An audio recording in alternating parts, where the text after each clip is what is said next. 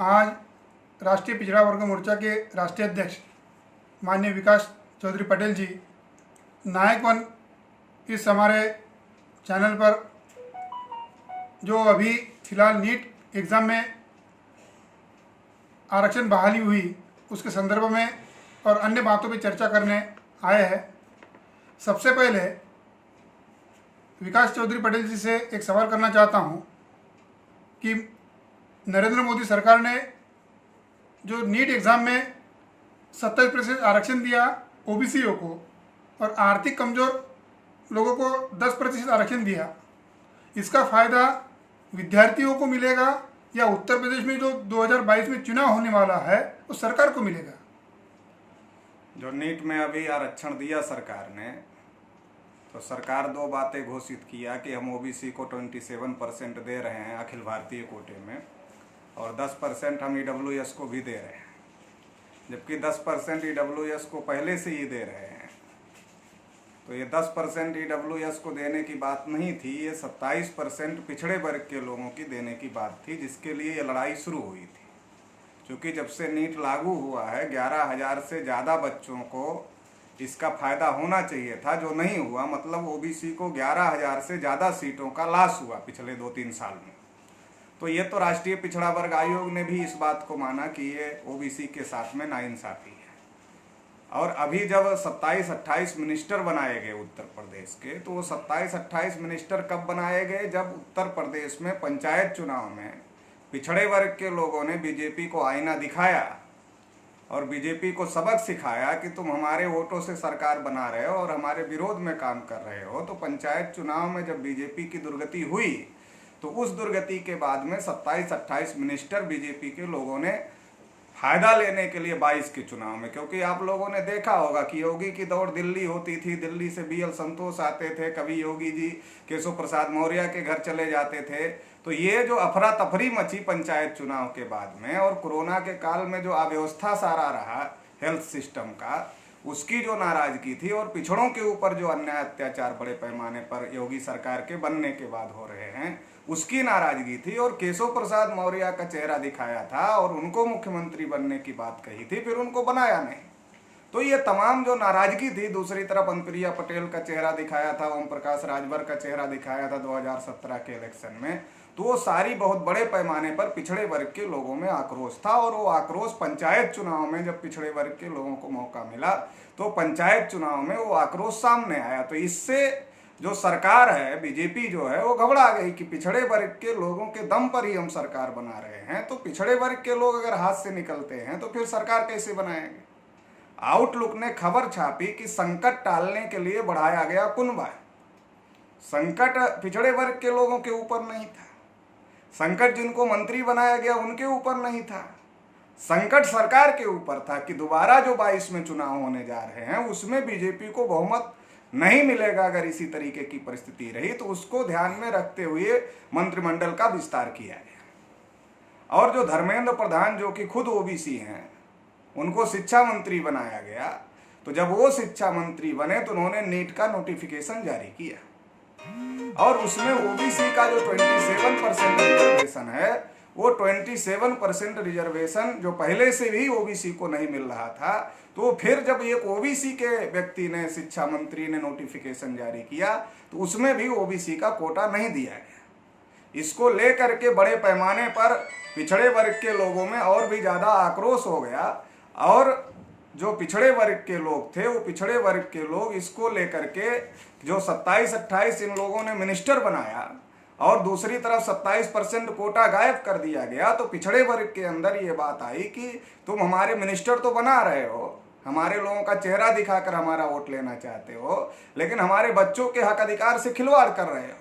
तो इस बात को ध्यान में रख करके जब ये बातें प्रचारित हुई पिछड़े वर्ग समाज में, तो ये बातें प्रचारित होने की वजह से इसका सरकार के ऊपर बहुत ज़्यादा दबाव बना। राष्ट्रीय पिछड़ा वर्ग मोर्चा भी लगातार पूरे उत्तर प्रदेश में परिवर्तन यात्रा चला रहा है। तो पूरे उत्तर प्रदेश में इस मुद्दे को उठाया जा रहा है। इसके अलावा 3 चरणों में हमने आंदोलन घोषित किया था। 20 तारीख को देश भर में हमने ज्ञापन देने का काम किया, फिर 26 तारीख को पूरे देश भर में धरना प्रदर्शन करने का काम किया और 3 अगस्त को रैली प्रदर्शन का कार्यक्रम है। इस पूरे अभियान को वामसेव भारत मुक्ति मोर्चा और बहुजन क्रांति मोर्चा का भी खुल करके समर्थन था। तो ये एक बहुत बड़ी ताकत जो देश में इस बात पर लगी हुई थी कि ओबीसी को 27% जो कोटा है वो सेंट्रल गवर्नमेंट के कोटे से जो स्टेट के मेडिकल कॉलेजों में जो सीटें हैं उसमें मिलना चाहिए। तो इससे भारतीय जनता पार्टी के लोगों को ये लगा कि जो जिस फायदे के लिए हमने 27-28 मिनिस्टर बनाए और जिसका हम बहुत डंका पीट रहे हैं कि हमने इस जाति के बनाए, इस जाति के बनाए, पिछड़े वर्ग के बनाए, जो डंका पीट रहे हैं, ये तो कोटा ना देने की वजह से ये जो हमने फायदा लेने के लिए बनाया ये तो और ज्यादा नुकसान हो रहा है, माइनस में जा रहा है। इससे तो फायदा हो नहीं रहा है क्योंकि लोगों को समझ में आ गया कि इनको पोजीशन नहीं दी जा रही है, क्यों पोजीशन दी जा रही है, पावर नहीं दी जा रही है। तो ये बात जब पिछड़े वर्ग के लोगों को समझ में आने लगी तो प्रधानमंत्री जी के द्वारा नौटंकी कराया गया और नौटंकी कराने के लिए पिछड़े वर्ग के कुछ मंत्रियों को ज्ञापन देने के लिए बुलाया गया कि अगर हम ऐसे ही लागू कर देंगे तो ये लोगों को मैसेज जाएगा कि आंदोलन के दबाव में प्रधानमंत्री जी ने लागू कर दिया, इसलिए पहले तुम लोग आ जाओ, मंत्री लोग हमको ज्ञापन दे दो और ज्ञापन देने के बाद हम इसको लागू करने की घोषणा करेंगे तो तुम लोगों की इज्जत बच जाएगी, जिससे तुम लोग हमको वोट 22 के चुनाव में करवा सकते हो। तो ये इज्जत बचाने के लिए मंत्रियों की कि नहीं इनको पावर है, लेकिन मंत्रियों के पास पावर अगर होती तो हम लोग संगठन चला रहे हैं, ज्ञापन दे रहे हैं, और जो मंत्री हैं वो भी ज्ञापन दे रहे हैं। तो हमारे में और जिनको मंत्री बनाया गया उनमें अंतर क्या है? जब शिक्षा मंत्री खुद ही पिछड़े वर्ग का है तो प्रधानमंत्री को पिछड़े वर्ग को अधिकार देने के लिए इंटरफेयर क्यों करना पड़ रहा है? इसका मतलब जिसको मंत्री बनाया गया, जिन लोगों को, उनके पास कोई पावर नहीं है, उनको गुलाम बनाया गया, मंत्री नहीं बनाया गया, गुलाम बनाया गया और उनका चेहरा दिखाकर पिछड़े वर्ग के लोगों का वोट हासिल करने का मामला है। तो अगर ज्ञापन देने से ये होता है तो हम तो सारे पिछड़े वर्ग के मंत्रियों को कहेंगे भाई एक बार जाति आधारित गिनती के लिए भी ज्ञापन दे दो, एक बार ओबीसी की संख्या 60% है, 60% रिजर्वेशन के लिए भी ज्ञापन दे दो, एक बार रिजर्वेशन प्रमोशन के लिए भी ज्ञापन दे दो, एक बार हाई कोर्ट और सुप्रीम कोर्ट में भी ओबीसी को आरक्षण मिले इसके लिए भी ज्ञापन दे दो, एक बार ओबीसी को पॉलिटिकल रिजर्वेशन मिले इसके लिए भी ज्ञापन दे दो। अगर ज्ञापन तुम्हारी इतनी ताकत है कि तुम्हारे ज्ञापन देने से लागू हो रहा है तो ज्ञापन दे दो। तो ये बात जनता को भी समझ में आ रही है कि हमारे लोगों को पोजीशन दी जा रही है, पावर नहीं दी जा रही है, पावर हमारे लोगों के पास में नहीं है। तो इसलिए इसका बीजेपी को 2022 के चुनाव में कोई भी फायदा होने वाला नहीं हो, फायदा समझ करके कर रहे हैं, लेकिन अभी पिछड़े वर्ग के लोगों को ये बात बड़े पैमाने पर समझ में आ रही है कि ये तो रिजर्वेशन को ही खत्म करना चाहते हैं। अभी नरेंद्र मोदी ने कहा देश नहीं बिकने दूंगा, मगर देश के अंदर देश है ऐसा कुछ बचने नहीं दूंगा, ये तो कसम खा लिया है मोदी जी ने। तो ये कसम खा लिया है, इसलिए Indian oil, Bharat petroleum, BSNL, railway station, airport सारे बेच रहे हैं।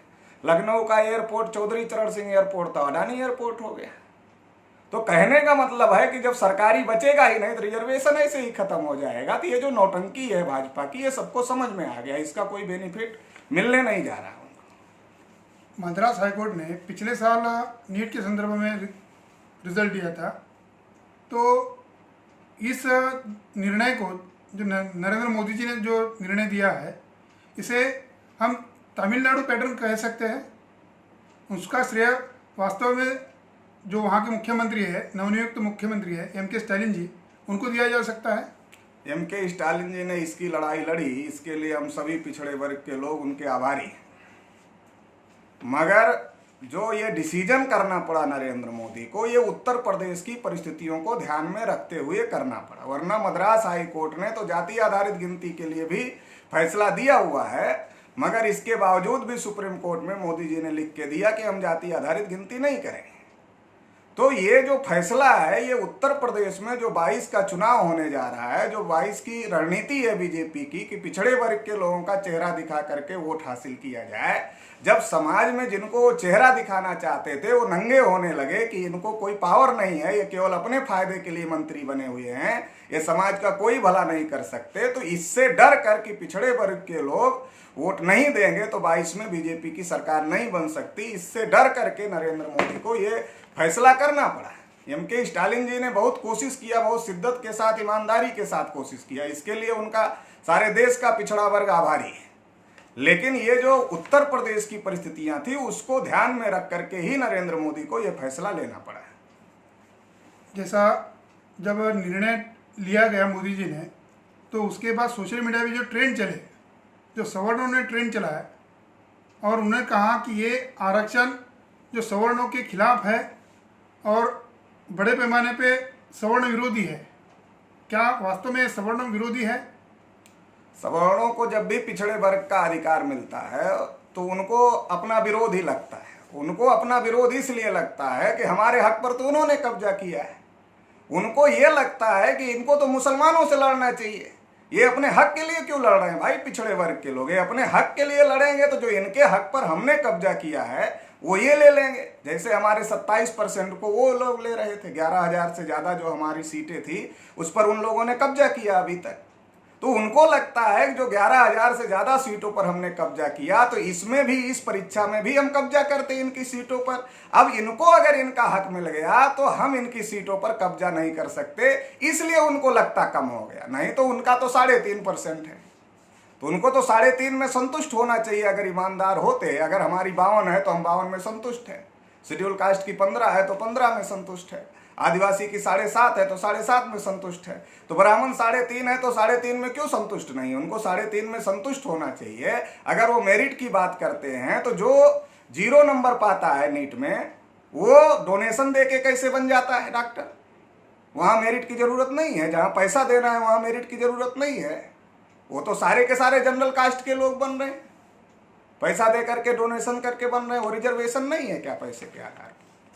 तो ये बहाना है, ये मेरिट का मामला नहीं है, ये बहाना है कि ओबीसी के लोग अगर डॉक्टर बन जाएंगे तो ओबीसी के लोग आत्मनिर्भर हो जाएंगे, समाज आत्मनिर्भर हो जाएगा, समाज अपने समाज के डॉक्टरों के पास जाएगा और हमारे समाज का डॉक्टर हमारे समाज के साथ कुछ ना कुछ तो सहानुभूति रखेगा। हमारी भी हिम्मत होगी अपने समाज के डॉक्टर के पास जाने की। लेकिन जो अपर कास्ट के लोग हैं, जो हमको छूना नहीं पसंद करते, हमको साथ हमारे साथ बैठना नहीं पसंद करते, हमारे साथ खाना नहीं पसंद करते, हमको अच्छे कपड़े पहनते देखना नहीं पसंद करते, वो हमारे साथ, हम उनके पास जाएंगे तो हमारे समाज की हिम्मत भी नहीं पड़ती उनके पास जाने के लिए। तो ये तो रिजर्वेशन रिप्रेजेंटेशन का मामला है। तो पिछड़े वर्ग की जो आबादी है उतना रिप्रेजेंटेशन पिछड़े वर्ग के लोगों को होना चाहिए। और कोरोना काल में पिछड़े वर्ग के लोगों ने सबसे ज्यादा मेहनत किया है, शेड्यूल कास्ट के लोगों ने मेहनत किया, शेड्यूल ट्राइब के लोगों ने मेहनत किया। जो अपने को मेरिट वाले कह रहे हैं वो तो भाग गए शटर बंद करके। एक सवाल महत्वपूर्ण है, उसी से रिलेटेड है कि आरक्षण का जो विरोध हो रहा है, सवर्ण कह रहे हैं कि प्रतिभा का सम्मान नहीं होता है, हमारा सम्मान नहीं होगा, तो क्या सही लगता है? हम तो ये कह रहे हैं कि जब 0 नंबर पाने वाला डोनेशन देके प्राइवेट मेडिकल कॉलेज से एमबीबीएस कर लेता है तो प्रतिभा का सम्मान होता है? या ईडब्ल्यूएस का रिजर्वेशन लागू हो रहा तो उससे प्रतिभा का सम्मान हो रहा है? उसका तो नहीं विरोध हो रहा है। ईडब्ल्यूएस से जब ओबीसी को रिजर्वेशन नहीं था तो ईडब्ल्यूएस से ओबीसी के बच्चे ज्यादा नंबर पाने के बावजूद भी एमबीबीएस सरकारी कॉलेज नहीं पाए, और जो जनरल कास्ट के बच्चे हैं वो ईडब्ल्यूएस कोटे में ओबीसी के बच्चों से कम नंबर पा करके वो गवर्नमेंट कॉलेज लिए एमबीबीएस में। तो इससे प्रतिभा का सम्मान हो रहा था? इससे भी तो प्रतिभा का अपमान हो रहा था। अपने लिए तो प्रतिभा का अपमान नहीं है, दूसरे को अगर अधिकार मिले तो प्रतिभा का अपमान है। पैसा दे करके आप, करोड़ों रुपया दे करके 0 नंबर ला करके आप प्राइवेट कोटे से एमबीबीएस कर रहे हो तो प्रतिभा का अपमान नहीं है। आप ईडब्ल्यूएस में रिजर्वेशन ले रहे हो तो प्रतिभा का अपमान नहीं है। लेकिन अगर ओबीसी को रिजर्वेशन मिले तो प्रतिभा का अपमान है। ये ब्राह्मणों का चरित्र है कि जब जब भी ओबीसी को अधिकार मिला है उन्होंने विरोध किया, चाहे मंडल का मामला रहा हो, चाहे जाति आधारित गिनती का मामला रहा हो या आबी का मामला। वो विरोध ही इसीलिए करते हैं कि वो हमारे अधिकारों पर कब्जा किए हुए बैठे हैं। उनको लगता है इनको इनका अधिकार मिलेगा तो जितना हमने इनके अधिकार पर कब्जा किया उतना हमको छोड़ना पड़ेगा। तो वो कब्जेदारी नहीं छोड़ना चाहते हमारे अधिकारों की, इसलिए वो विरोध करते हैं। ये प्रतिभा और प्रतिभा का मामला नहीं है। ये जो नीट का आरक्षण बढ़ा हुआ है तो इससे जनरल कैटेगरी की जो सीटें हैं वो क्या घट जाएगी? जनरल कैटेगरी की सीटें क्यों घट जाएगी? जनरल कोई सवर्ण की सीट थोड़े ही है। जो जनरल सीट है वो कोई सवर्ण सीट है क्या? वो तो मेरिट की सीट है ना। जिसका नंबर बढ़िया होगा, जो मेरिट में जाएगा, वो जनरल में क्वालिफाई करेगा। ओबीसी एससी एसटी के लोग भी जनरल में जाएंगे। तो ये जनरल कोटा कोई ब्राह्मण या सवर्ण कोटा है ऐसा तो है नहीं। तो जनरल में जो मेरिट में जाएंगे वो जनरल में जाएंगे और जो बचेंगे वो रिजर्वेशन के तहत में वो अपने अपने कोटे में लेंगे। और जब ब्राह्मणों ने भी 10% कोटा ले लिया, ब्राह्मण और ऊंची जातियों ने, तो फिर अभी क्या मेरिट की प्रॉब्लम है? अभी तो उनका भी 10% कोटा आ गया ना। अभी जब उनका 10% कोटा आ गया तो उनकी संख्या ही 10% है, तो उनका 10% कोटा आ गया। तो अभी वो अपने 10% कोटे में है, ओबीसी अपने कोटे में है, शेड्यूल कास्ट अपने कोटे में है, शेड्यूल ट्राइब अपने कोटे में है, और जो जनरल है मतलब जो ओपन है, ओपन में सब लोग फाइट करेंगे। जिसकी मेरिट आएगी वो ओपन में जाएगा, जिसकी मेरिट में कम होगी वो रिजर्व कोटे में जाएगा। तो उससे किसी को कोई प्रॉब्लम तो होनी नहीं चाहिए। राष्ट्रीय पिछड़ा वर्ग मोर्चा पूरे देश में आंदोलन कर रहा है। उसका थर्ड फेज 3 अगस्त को है, ऐसा हमें जानकारी मिली है। तो 3 अगस्त में या आगे भी राष्ट्रीय पिछड़ा वर्ग मोर्चा की क्या रणनीति है? 3 अगस्त को देश भर में हमारा रैली प्रदर्शन है, और उसमें नीट में 27% रिजर्वेशन अखिल भारतीय कोटे का मामला प्रमुख मामला था। तो अभी उसको सरकार ने लागू किया है, ऐसा सरकार ने ऐलान किया। मगर दूसरी बहुत सारी बातें हैं। उसमें एक महत्वपूर्ण बात यह है कि पूरे देश में अलग अलग स्टेटों के अलग अलग बोर्ड हैं, अलग अलग पढ़ाई हो रही है, अलग अलग लैंग्वेज है। जब अलग अलग बोर्ड है, अलग अलग सिलेबस है, अलग अलग लैंग्वेज में पढ़ाई हो रही है, तो सारे की एक परीक्षा आप कैसे ले सकते हो? और अगर आप सारे की एक परीक्षा ले रहे हो तो इससे बहुत बड़े पैमाने पर जो अलग अलग बोर्ड के छात्र हैं उनको परेशानी का सामना करना पड़ रहा है और उनका नुकसान हो रहा है। तो इसलिए हमारा मानना है कि नीट को तब तक कम से कम रद्द रखना चाहिए जब तक कि सारे देश का सिलेबस और सारे देश का बोर्ड एक न किया जाए, तब तक नीट को कैंसिल करना चाहिए और अलग अलग स्टेटों के हिसाब से अलग अलग परीक्षाएं होनी चाहिए। दूसरा ओबीसी की गिनती का मामला है कि ओबीसी की गिनती होनी चाहिए, ये भी हमारा मुद्दा था। इसलिए वो रैली प्रदर्शन नीतीश कुमार जी भी अभी बिहार में जातिगत जनगणना यानी ओबीसी की जातिगत जनगणना के बारे में निर्णय ले रहे हैं। नीतीश कुमार जी और तेजस्वी जी एक सत्ता पक्ष में है, एक विपक्ष में है। दोनों ने 2 बार प्रस्ताव भी पास करके सेंट्रल गवर्नमेंट को भेज दिया। अब सेंट्रल गवर्नमेंट सुन नहीं रही। महाराष्ट्र सरकार ने भी प्रस्ताव दिया तो था। सेंटर को बाबा साहब अम्बेडकर जब कानून मंत्री थे और पंडित जवाहरलाल नेहरू आर्टिकल 340 लागू नहीं कर रहे थे, तो बाबा साहब अम्बेडकर ने कानून मंत्री पद से इस्तीफा दिया। नीतीश कुमार और तेजस्वी यादव मिलकर बिहार में सरकार बना सकते हैं। तो बीजेपी के पिछलग्गू क्यों बने हुई है नीतीश कुमार? जब बीजेपी उनके समाज के हित का काम नहीं करना चाहती तो उनका पिछलग्गू नहीं बनना चाहिए, एक बात।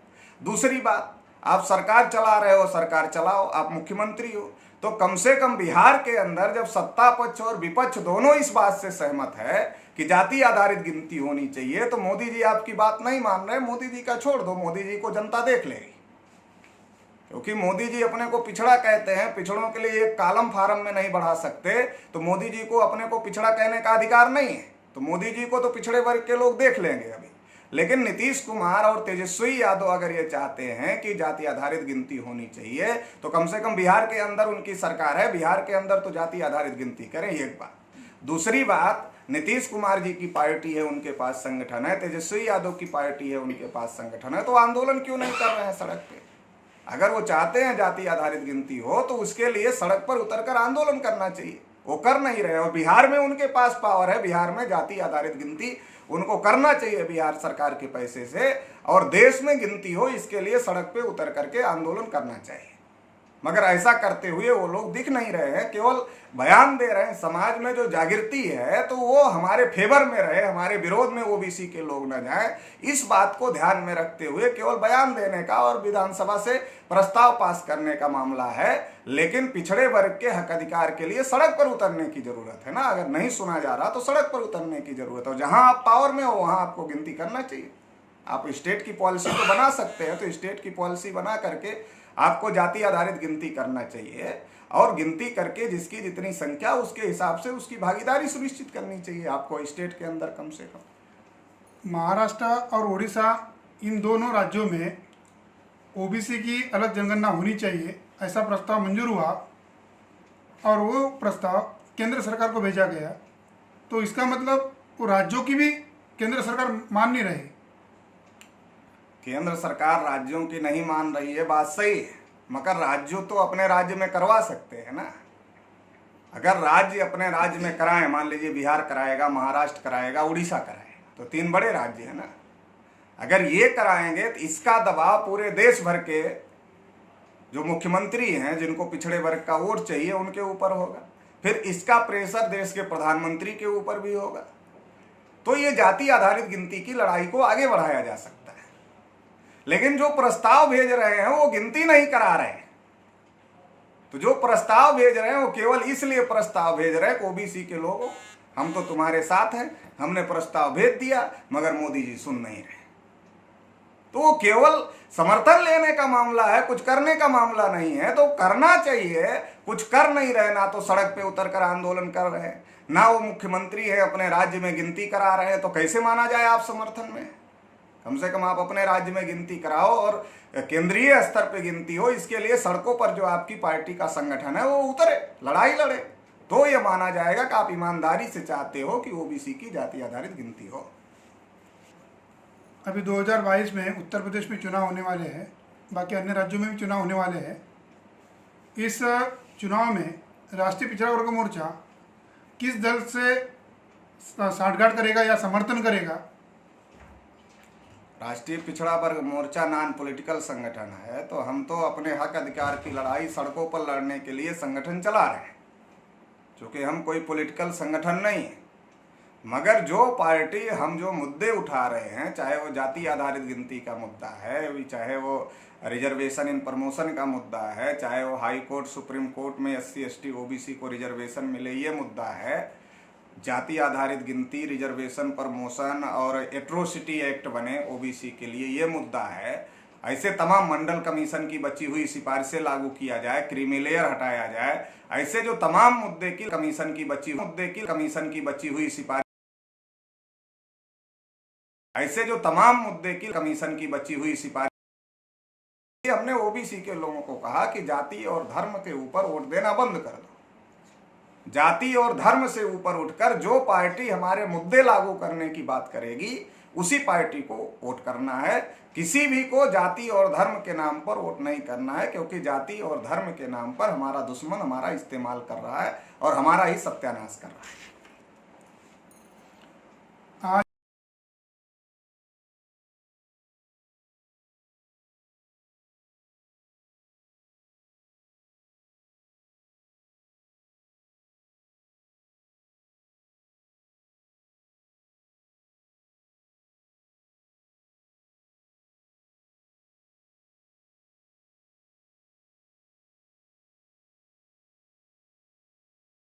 इसलिए उनके हम नायक से आभारी है। धन्यवाद। धन्यवाद।